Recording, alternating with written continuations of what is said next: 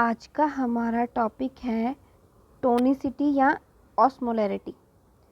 मैं ऑस्मोलैरिटी को समझाती हूँ कि ऑस्मोलैरिटी क्या है। मान लीजिए मेरे पास एक सेल है, उसमें जो सॉलिड पार्टिकल्स हैं वो बहुत ज़्यादा है और जो वाटर है वो बहुत कम है। तो मैं इस सेल को क्या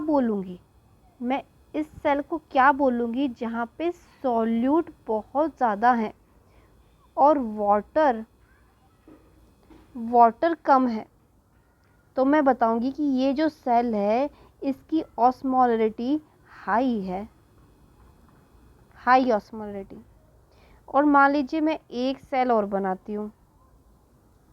मैंने एक सेल और बनाई, उसमें सॉलिड पार्टिकल्स ये हैं और जो वाटर पार्टिकल्स हैं वो बहुत ज़्यादा है।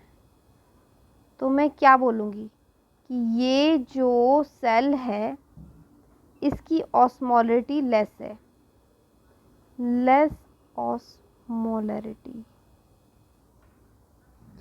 क्यों? क्योंकि इसमें सॉल्यूट कम है और वाटर ज़्यादा है।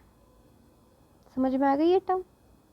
चलिए शुरू करते हैं हम हमारी ऑस्मोलैरिटी और टोनिसिटी का कॉन्सेप्ट। ये जो मैंने समझाया है वो मैंने यहाँ पे राइट डाउन भी कर रखा है। A solution with low osmolarity has a high greater number of water molecule. समझ गए? जिसकी ऑस्मोलैरिटी लेस है उसमें वाटर मॉलिक्यूल ज़्यादा है, ये वाला। Next, a solution with high osmolarity has less number of water molecule, ये वाला है। शुरू करते हैं हम हाइपरटोनिक मीडियम से। इसका क्या मतलब है? A solution with a higher solute content than a cell.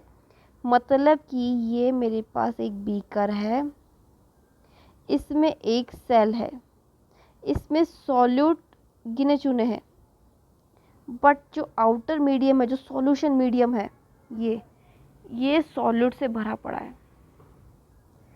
बाहर सॉल्यूट ज़्यादा है और वाटर कम है, और अंदर सॉल्यूट कम है और वाटर ज़्यादा है।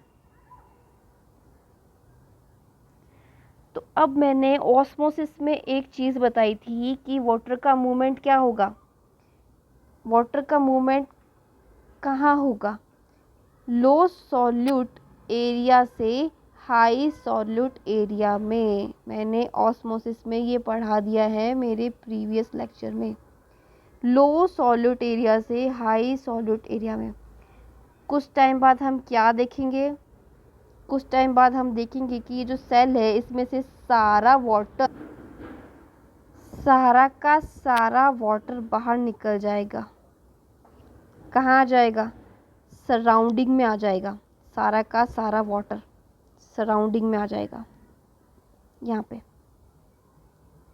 क्योंकि वाटर ने मूव किया अपनी लो सॉलिड कंसंट्रेशन से हाई सॉलिड कंसंट्रेशन की ओर। सेल क्या हो जाएगी? श्रिंक। यही हाइपरटोनिक का कंसेप्ट है। A solution with a higher solute content. देखो बाहर हाई सॉल्यूट कंटेंट था, हाई सॉल्यूट, और अंदर क्या था? Less solute.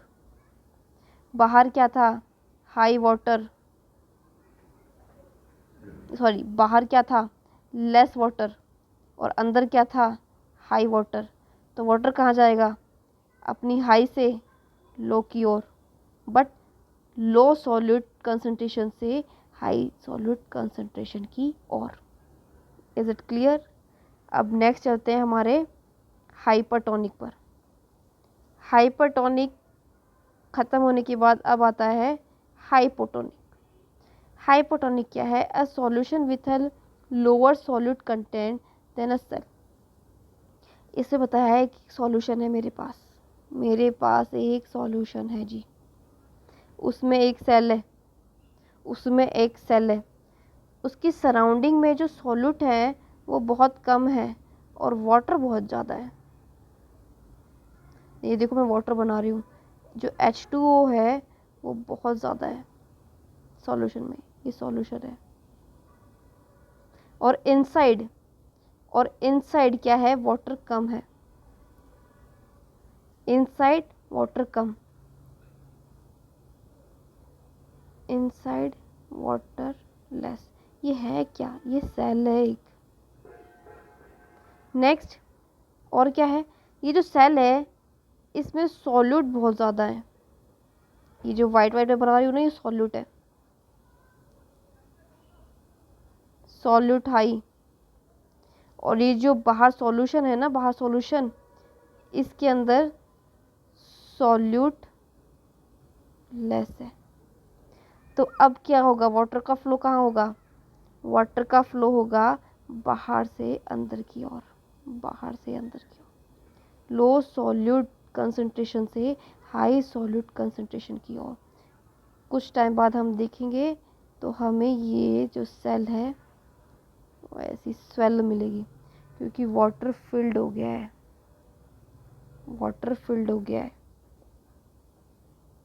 स्वेल कर जाएगी, स्वेल। ये है हाइपोटोनिक का कॉन्सेप्ट। अब आता है आइसोटोनिक का कंसेप्ट। इसमें क्या है कि ये हमारे पास एक बीकर है, इसमें एक सॉल्यूशन है, इसमें जितने सॉलिड पार्टिकल्स और जो वाटर पार्टिकल्स है सराउंडिंग में है, सॉल्यूशन में है, उतने ही सेल में है, उतने ही सेल में है।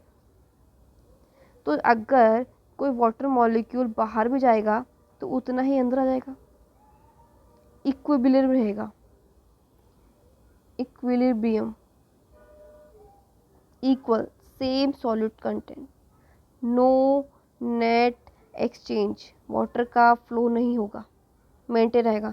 ना तो वो सेल स्वेल करेगी और ना ही वो श्रिंक करेगी, ना तो वो स्वेल करेगी ना ही श्रिंक करेगी। तो ये थे कुछ कंसेप्ट हाइपोटोनिक के और आइसोटोनिक का। Thank you.